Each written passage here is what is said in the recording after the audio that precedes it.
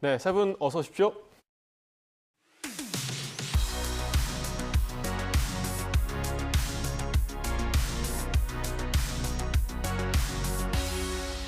시청자 비평 리뷰 Y 시작해봅니다. 먼저 조수진 시청자 평가원께서 꼽아주신 오늘의 주제부터 들어보겠습니다. YTN 뉴스에서 스포츠 보도는 올림픽이나 월드컵과 같은 큰 이벤트를 제외하고는 대부분 뉴스 말미에 짧은 시간 편성됩니다. 그러다 보니 뉴스 시간 조정이나 구색 맞추기 정도로만 취급되는 경우가 많은데요. 매체도 다양해지고 국민들의 스포츠에 대한 관심과 전문성도 높아진 만큼 스포츠 뉴스도 더 전문적일 필요성이 제기됩니다. 스포츠 뉴스의 역할을 고민해 볼 시점이라는 점 상기하면서 오늘 YTN 스포츠 보도 살펴봅니다. 네, 제가 뉴스를 진행할 때를 좀 돌이켜 생각을 해봤는데 평가원님 말씀해 주신 것처럼 이제 스포츠 뉴스 같은 경우는 아이템도 좀 적고 끝에 배치되는 경우가 많은 것 같아요. 큰 이벤트가 아니거든요, 교수님. 예, 맞습니다. 저도 평가원님 그리고 앵커님과 같은 관점인데요. 그래서 오늘 YTN 스포츠 보도를 좀 더 체계적으로 들여다보기 위해서 빅카인즈에서 최근 3개월간 YTN 스포츠 분야 기사 전수 검색을 시행해봤습니다. 예. 분석 결과 최근 3개월간의 YTN에서는 총 1000여 건의 스포츠 관련 기사가 보도된 것으로 나타났습니다. 가장 많이 언급된 키워드는 단연 손흥민이었고요. 예. 토트넘, 우승, 홈런 등이 뒤를 이었습니다. 네, 최근에 저도 뉴스 진행했던 걸 돌이켜보면 손흥민 선수 관련 그 보도가 굉장히 많았던 걸로 기억이 되는데 그만큼 스타 중심의 스포츠 보도가 집중됐다는 거겠죠? 예, 그렇습니다. 물론 손흥민 선수는 대한민국의 보물입니다. 예. 저도 어떻게 저런 선수가 지금 대한민국에서 나왔을까 경이롭기까지 한데요. 특히 손흥민 선수 관련해서는 뭐 연예계 스타 보도와 비견할 정도로 일거수일투족을 상세히 다루고 있었습니다. 뭐 물론 분석 기간에 브라질과의 축구 대표팀 평가전도 있었고요. 또 손흥민 선수의 소속팀 토트넘의 프리시즌 투어도 있었죠. 그래서 보도가 집중될 수밖에 없었던 상황이다. 이런 부분들은 감안할 수 있을 것 같습니다. 네, 그러니까 최근에는 토트넘 그 방한 이벤트도 또 있었고 손흥민 선수가 득점왕을 차지한 것도 한 몫을 한 것 같습니다. 그렇죠? 네, 그렇습니다. 뭐 아무래도 최근 손흥민 선수의 신변에 대한 내용이 뉴스로 다뤄지는 게 참 많았는데요. 뭐 워낙 인기가 많다 보니까 네. 그랬겠죠. 스포츠 기자들이요. 아침에 일어나면 손흥민 선수 SNS부터 들어가 보는 게 업무의 시작이다라는 얘기를 들은 적이 예. 있었거든요. 근데 뉴스를 보면서 정말 그렇겠구나 하는 그런 생각까지도 들었습니다. 다만 좀 흥미 위주의 인기 스타 소모성 보도만 실행되었던 건 아닌지 좀 점검해 볼 필요가 있을 것 같고요. 선수들이 훈련이나 경기에 집중하기 어려울 정도의 보도 경쟁이 있지는 않았는지도 점검이 필요해 보입니다. 네, 뭐 뉴스에서도 손흥민 선수 소식은 다루지 않기에는 참 아쉬운 소식들이 너무 많아서 그런 것 같기도 하고요. 또 남녀노소가 반기는 그런 스포츠 스타이기 때문에 이 사소한 것 하나하나가 더욱더 좀 집중이 되고 있는 것 같습니다. 자, 해설위원 실장님께서는 손흥민 선수 보도가 많다는 지적 좀 어떻게 보십니까? 많죠. 사실은 이제 저희들이 볼 때도 지나치게 신변 잡기 위주의 보도라든지 과연 이런 것까지 시청자들이 국민들이 알아야 되나 하는 보도도 사실 있습니다만 예. 사실 그렇지만 또 손흥민 선수를 우리가 평가할 때 단순하게 축구 선수, 유명 축구 선수라기보다는 거의 국민적인 스타 선수잖아요. 예. 그러면 국민들의 관심을 감안하면 사실 언론들이 손흥민 선수에 대해서 보도하는 것은 어찌 보면 당연하다고 할 수도 있습니다. 물론 뭐 시청률이나 온라인 접속 이런 것도 사실은 무시할 수 없는 상황이기도 한데 또 뉴스 채널이라면 사실은 전혀 스포츠에 문외한 그러니까 남녀노소 누구나 알 수 있는 그러니까 스포츠에 관심 있는 사람들까지 알 수 있는 그런 종목이나 선수들을 다뤄야 하기 때문에 손흥민 선수처럼 이렇게 유명한 선수나 또 축구나 야구 같은 그런 종목에 집중할 수밖에 없다는 점도 조금 이해를 해주셨으면 좋겠고요. 특히 비교해 보시면 CNN이나 BBC 같은 데도 야구나 농구, 축구 이런 종목에 상당히 비중을 많이 두고 있거든요.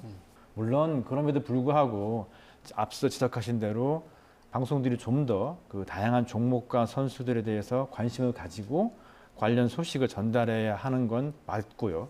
YTN도 더욱 노력하고 있다는 점도 좀 알아주셨으면 좋겠습니다. 네.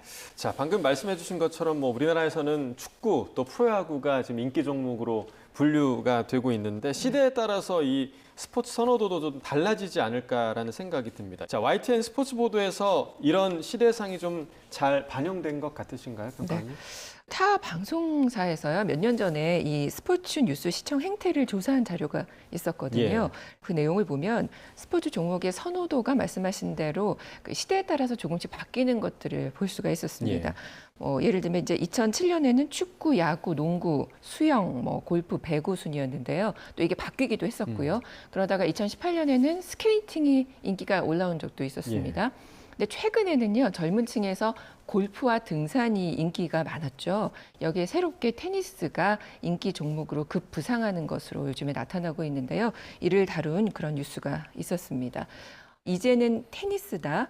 MZ세대 사로잡은 테린이 열풍이라는 제목의 보도인데요. 팬데믹 기간 그 인기를 누린 골프와 등산에 이어서 이게 젊은층 사이죠. 그 사이에서 굉장히 대세 스포츠로 떠오르는 현상을 알리는 그런 기사였습니다. 실제 기사 수로 봐도요. 축구, 야구 다음으로 테니스가 YTN에서 많이 다뤄졌더라고요. 그래서 관심사를 좀 반영했다라고 볼 수가 있겠습니다. 예, 저도 이번 분석 과정에서 테니스 종목에 대한 보도를 눈여겨서 봤습니다. YTN의 테니스에 대한 관심이 짧게 유행에 그치지 않았으면 좋겠다라고 하는 생각도 들었는데요. YTN은 생활 스포츠부터 유소년 테니스 유망주 발굴, 그리고 국내 실업팀 경기, 세계 메이저 대회까지 테니스와 관련된 소식을 폭넓게 다루어주고 있었습니다. 엘리트 스포츠에서 아마추어 스포츠를 중심으로 그리고 프로의 경쟁보다 국민 생활 증진을 위한 생활 스포츠로 관점을 확대한다라는 차원에서 이러한 보도는 굉장히 의미가 있다라고 봅니다.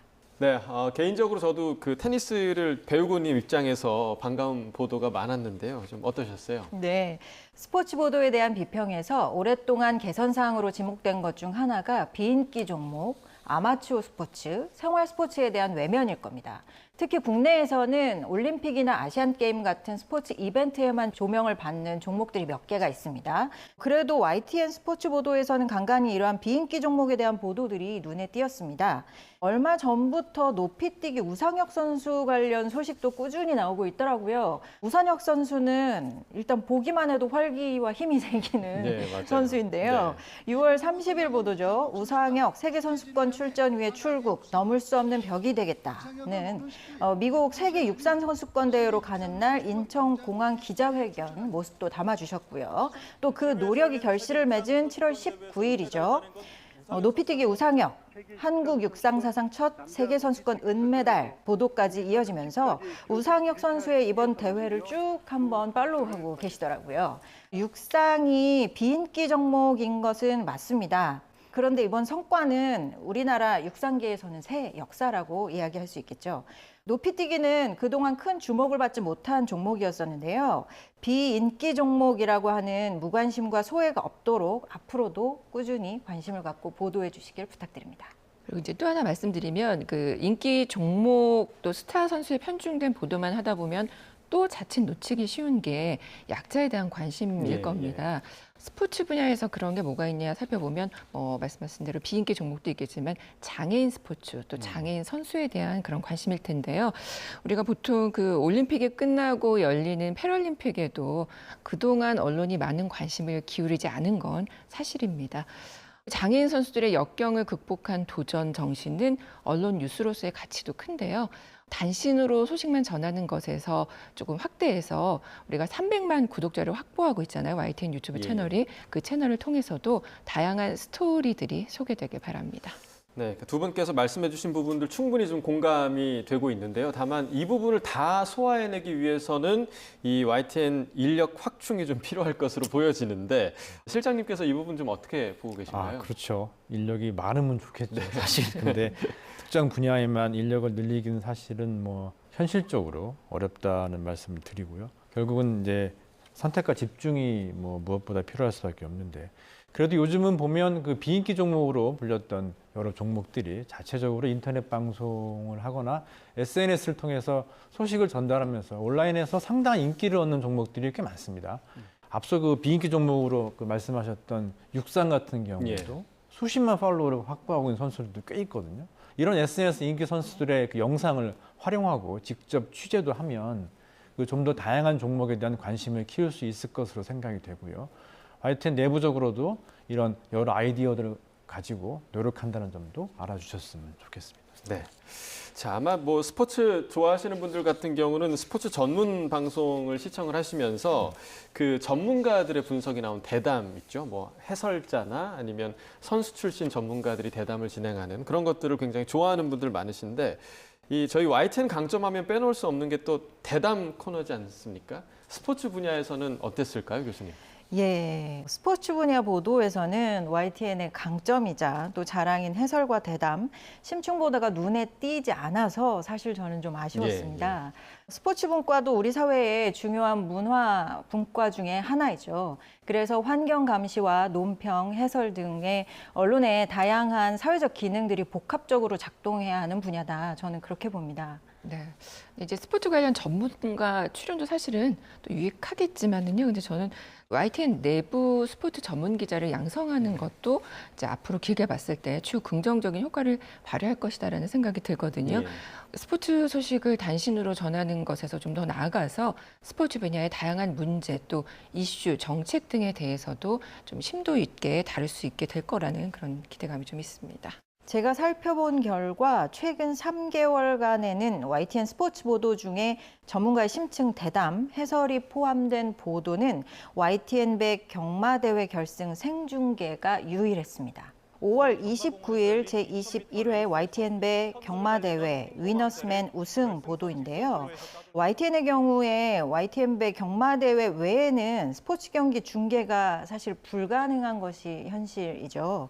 중계가 불가능하기 때문에 보도에서 어려움을 겪는 부분이 혹시 없지 않나? 저는 좀 그런 의문을 가져봤는데요. 좀 여쭤보고 싶어요. 경기랑 인터뷰 영상 확보 이런 부분들의 어려움은 없으신지요? 어렵죠. 굉장히 어렵습니다. 사실 방송에서 특히 스포츠 분야에서 가장 중요한 것은 중계 화면의 확보입니다. 네. 요즘 그 대부분의 종목들이 사실은 중계권이 없으면 화면 사용이 어렵습니다. 그렇죠. 중계권 비용도 갈수록 고공행진을 하고 있는데 뭐 일부 보편적 시청권 뭐 이래서 보도를 위해서 일부 영상을 제공하긴 합니다만 아주 제한적이어서 사실은 뉴스 채널들도 올림픽이나 월드컵 같은 대형 스포츠 이벤트에서는 하이라이트 영상을 구매를 하는데 이것도 비용이 사실 만만치 네. 않습니다. 인력과 예산이 많아서 모든 분야를 다 소화하면 좋겠지만 뉴스 채널 입장에서는 아무래도 정치나 사회 경제 분야에 좀 더 많은 자원을 투입할 수밖에 없는 게 현실인데요. 그럼에도 YTN은 스포츠 영역의 경우 아까 말씀하셨습니다만 대부분 전문 기자들로 저희가 구성이 되어 있습니다. 오랜 기간 스포츠 분야를 취재해서 일부 기자들의 경우에는 스포츠 평론가로 활동할 정도로 전문성을 인정받고 있어서 심층적인 보도와 해설을 기대하셔도 좋겠다 이렇게 생각하고 있습니다. 네. 자, 이 밖에도 YTN 스포츠 뉴스에서 눈에 띈 점이 좀 있을까요, 평가원님? 네. 스포츠 하면 대부분 뭐 기자나 캐스터가 남성인 경우가 많죠. 그렇죠. 예. YTN의 경우는 그런데 여성 진행, 여성 기자의 조합도 좀 새로웠습니다. 최근 여성의 네네네. 축구 프로그램 인기 맞습니다. 있잖아요. 네. 예, 그만큼 이제 여성들의 스포츠에 대한 관심과 참여가 늘고 있다라는 걸 텐데요. 그런 의미에서 여기자의 활약이 눈에 띄었습니다. 토트넘과 함께 행복했던 일주일 손흥민 사랑합니다라는 그 제목의 보도에서 이지은 기자가 리포팅을 했더라고요. 그래서 YTN만의 색을 잘 찾아서 앞으로도 개성 있는 YTN 스포츠 뉴스 제작에 힘써주시길 바랍니다. 네. 오늘 리뷰 Y 내용 정리해 보겠습니다. 이것만은 꼭 시간. 평가원님부터 한 줄로 좀 요약해 주시죠. YTN 스포츠 뉴스 그 가치를 고민해야. 저널리즘 차원에서 보면 이제 전통적인 여러 가지 뉴스 가치가 있습니다. 다양한 뭐 시의성이라든가 근접성, 저명성, 영향성, 그다음에 인간적 흥미 이런 것들을 얘기하거든요. 그런데 스포츠 뉴스는 유독 저명성, 인간적 흥미라는 뉴스 가치에만 집중하는 것이 아닌지 이거 생각해 봐야 합니다. YTN 스포츠 보도가 국민들에게 줄 수 있는 여러 가지 의미들도 고민해서 다양한 뉴스 가치 실현하시길 바랍니다. 자, 이번에는 김은정 교수님 한 줄 평 들어보겠습니다. 스포츠 분야에서도 환경 감시, 논평, 탐사 보도 기능 수행해야. 스포츠 분과는 우리 사회를 구성하는 하나의 중요하고 커다란 문화 영역입니다. 따라서 정치 사회 영역과 마찬가지로 더 나은 미래로 나아가기 위해 언론이 담당해야 할 책무가 절실하게 필요한 분야입니다. 스포츠 분야에서도 곳곳에 잠재된 문제들을 발굴하여 의제로 제기하고 공론화해서 변화와 발전을 이끌어낼 의무와 또 그만큼의 영향력이 있다는 점을 YTN이 꼭 기억해 주시길 부탁드립니다. 자, 리뷰와의 순서 여기서 마치도록 하겠습니다. YTN 보도와 프로그램 발전을 위한 분석 말씀 잘 유념하도록 하겠습니다. 자, 세 분 오늘 말씀 고맙습니다.